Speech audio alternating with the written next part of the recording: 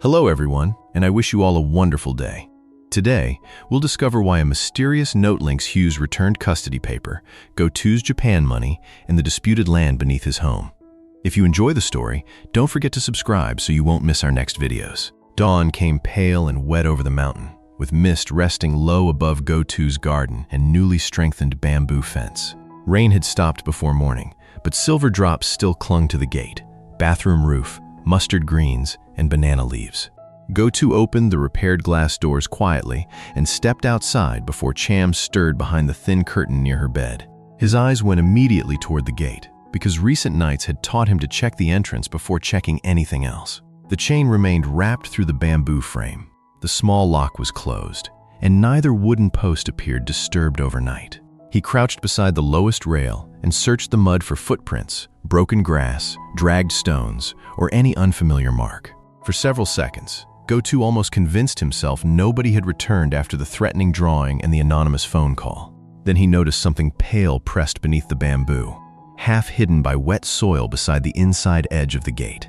Ngo Tue looked toward the lower road, but no motorcycle, voice, or moving figure disturbed the gray morning between the trees. Without opening the gate, he reached beneath the bamboo and pulled the paper carefully toward him with two rough fingers. Mud covered the outer fold, yet the inner surface remained dry enough to protect the writing from the damp ground.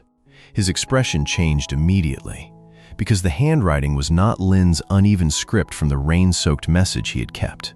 This writing was smaller, tighter, and strangely calm, as though the person wanted every letter to appear deliberate and controlled. Below the date was a single sentence connecting three problems Ngo Tue had carefully treated as separate battles until now. Bring back what Hugh returned, and ask who received the Japan money before you lose the lower boundary. Ngo Tue read the sentence twice, then a third time, while the mountains seemed to grow quieter around the house. Hugh's returned paper was hidden inside the wooden box beside custody records, school documents, receipts, photographs, and disputed land files. Ngo Tue had believed Hugh's decision belonged only to Cham's custody battle and the family argument surrounding her future. The Japan remittance records belonged to another wound, created during the years when he worked far away from home. He had sent money, believing it supported Cham, repaired the old house, bought food, and covered ordinary family expenses. Later, several records showed unfamiliar names, questionable signatures, and payment dates that overlapped strangely with changes to hillside documents. The lower boundary seemed like a third problem, connected to the bathroom, altered maps, conflicting witnesses, and missing property records. Now one anonymous sentence had tied the custody decision, Japan money, and disputed boundary together before Cham even woke. Behind him, the curtain moved softly, and Ngo Tue folded the note before his daughter could step into the room. Cham called his name with a sleepy voice, needing the same reassurance she still sought whenever morning felt unusually quiet. "I'm here," Ngo Tue answered immediately, slipping the folded paper inside his shirt before turning toward her sleeping corner. Cham appeared with untidy hair and one sandal, rubbing her eye while looking through the repaired glass doors. She asked whether anyone had come during the night, because she had heard rain and bamboo moving before dawn. Ngo Tue paused briefly, then told her nobody had come inside, choosing words that were completely true but incomplete. Cham stepped into the yard and touched a raindrop hanging from the gate, smiling because the lock remained closed. Ngo Tue nodded and answered, "For now," but Cham was already examining the wet vegetables and missed his caution. Inside, he warmed leftover rice, fried one egg, and cooked mustard greens gathered from the strongest rows beside the house. Cham divided the egg evenly, then pushed the larger-looking half toward her father before pretending both pieces were identical. "You have more work today," she said, using the same excuse whenever she wanted Ngo Tue to eat more. She talked about a difficult reading exercise and the small lamp Ngo Tue had promised to buy for her desk. Ngo Tue promised they would choose one after he sold another harvest and paid for the most necessary supplies. Then Cham quietly asked whether he would still collect her after school, even if important work appeared unexpectedly. Ngo Tue heard the older fear beneath the simple question, created by too many adults leaving without keeping promises. He told her he would be waiting, even if officials called or unfinished work demanded his attention somewhere else. Cham nodded, satisfied, while Ngo Tue felt the anonymous note resting against his chest beneath his damp shirt. Someone knew what Hugh had returned, someone knew about Japan payments, and someone understood exactly which boundary mattered. After breakfast, Ngo Tue checked Cham's books, water, pencils, bread, uniform, and blue school bag before they left. They walked down the damp mountain path together, while mist drifted between trees and distant rooftops slowly appeared below. At the school gate, Cham turned back twice, and the second time she raised one hand without saying anything. Only then did he walk home, secure the gate, close the repaired doors, and bring down the wooden document box. He placed Lynn's fading note, the threatening drawing, police report, old boundary map, Japan records, and Hugh's return decision together. The new anonymous message went in the center, turning the scattered papers into one disturbing question he could not ignore. For a long time, Ngo Tue compared dates, names, signatures, payment amounts, witness notes, and handwritten corrections beside official stamps. Then he noticed a detail he had missed when fear and exhaustion made every document seem equally confusing. A name printed beside one Japan transfer also appeared in a handwritten margin on the paper Hugh had returned. The person was not listed as family, not described as a witness, and not connected openly to Cham. Ngo Tue leaned closer, reading the same line again while the morning light strengthened across the wooden table. Outside, something struck the bamboo gate once, softly enough that another person might have blamed the wind. Ngo Tue stood before the chair stopped moving and crossed the room toward the repaired glass doors without speaking. The chain trembled slightly against the bamboo frame, but nobody stood directly beyond the entrance when he looked outside. A dark shadow moved behind the lower fence, crossed between banana trunks, and vanished before he could see a face. Ngo Tue opened the door, stepped into the yard, and called toward the path, asking who had come. No answer returned, only water dripping from leaves and the distant sound of chickens calling from another hillside. He unlocked the gate carefully, but remained inside the boundary, studying the road before deciding whether to follow anyone. Ngo Tue waited another minute, then closed the gate and secured the chain again from the inside. Whoever had approached did not need to enter, because showing Ngo Tue that he was being watched was enough. He returned to the documents, but the name beside the Japan transfer now seemed more dangerous than before. Years earlier, Ngo Tue had sent money home month after month from Japan, often after exhausting stretches of overtime. He believed every payment had one purpose: feeding Cham, keeping her in school, and helping the family survive. But one remittance showed money received through an intermediary whose name now appeared beside the document Hugh had returned. 3 days after that transfer, another record showed the lower hillside boundary had been revised through an administrative correction. Ngo Tue considered going directly to Hugh, but he could not tell whether that reaction was exactly what someone expected. Instead, he carried the box back to the highest shelf, because rushing toward her might reveal exactly what he knew. If someone was watching the gate, they might also be watching which road he chose after reading their message.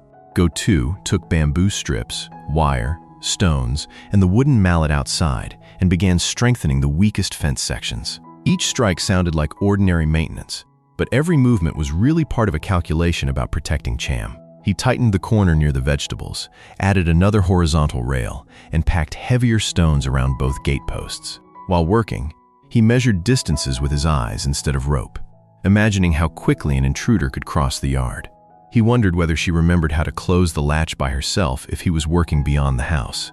By midday, the morning chill had disappeared, and sweat ran down Ngo Tue's face while he reinforced the final section. He stopped beside the bathroom and looked toward the disputed strip of ground dropping away beneath its drainage channel. Lynn had once carried a stolen page connecting the same boundary to payments and a witness instructed to change testimony. Now an anonymous writer was connecting that boundary to money Ngo Tue had sent while still working in Japan. A motorcycle engine answered faintly from somewhere beyond the trees, causing Ngo Tue to stop and listen.